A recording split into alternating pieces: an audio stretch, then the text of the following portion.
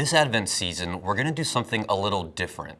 Whenever we think of preparing our hearts for Christmas and the birth of Christ, we usually turn in our Bibles to Luke 1 or Matthew 1, and we read and remember the story of the angel Gabriel appearing to Mary and announcing that she'll give birth to a son whose name will be Jesus, who will be a king, who will save his people from their sins, and amen to all of that.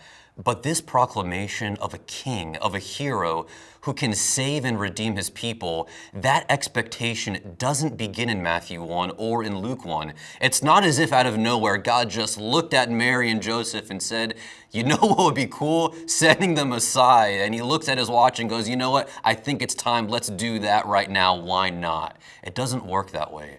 The story of the Messiah is an epic. It's an epic of old that begins in the Old Testament. And so that's where we need to start.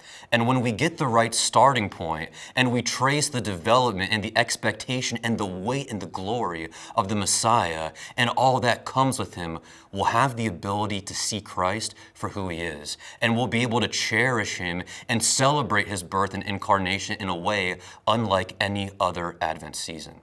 And so let's get into this. And there's something striking in Numbers 24 that we need to talk about, that we have to talk about.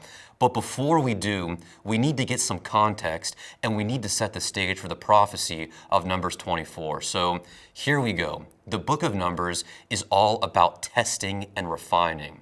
And I think we get that Israel has been delivered from Egypt and that they've begun to journey into the promised land at this point in time.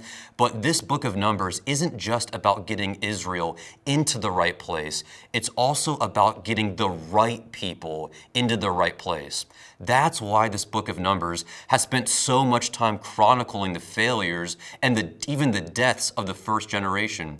Because they're not a generation of faith. They don't believe God. They don't have any kind of conviction about what God has promised them. And so they do things like grumble and they complain. They even try to lead a revolt against Moses. They try to murder Moses, and his own siblings even turn against him. And there's these plagues breaking out against Israel, and there's these fiery serpents killing them, and things are just not looking good for the first generation of Israelites, and their fate is sealed. They're all going to die in the wilderness. But the second generation has learned the lessons that their parents failed to learn. The second generation is special, and even though there's powerful nations and kings and they're all standing against this generation, the second generation decimates them in battle. They actually have conviction of God and faith in what God has said. And it's at this point now that word gets out that Israel is marching towards the promised land, and they're going to war with anyone who's standing against their way and anyone who stands against them. And this brings us to a king named Balak. Balak is the king of the Moabites.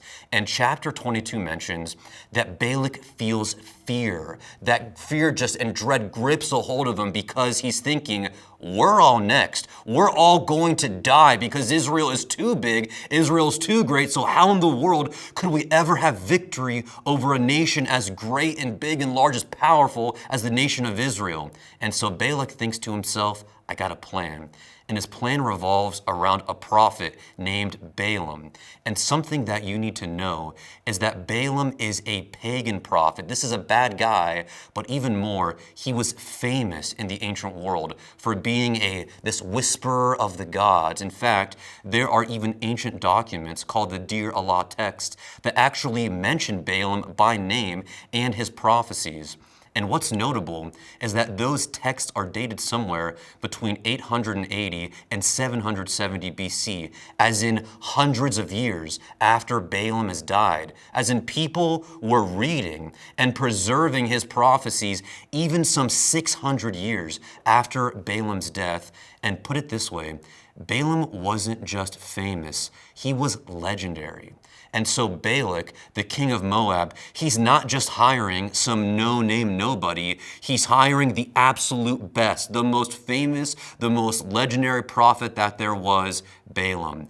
And here's Balak's strategy. There's no way that we can defeat the nation of Israel physically, but maybe we can destroy them spiritually. So let's get this Balaam God whisperer guy to curse Israel. And maybe if we can just give Balaam enough money, then he'll do what he does best, and he'll do some of that God whispering stuff, and he'll help us defeat our foe, the nation of Israel.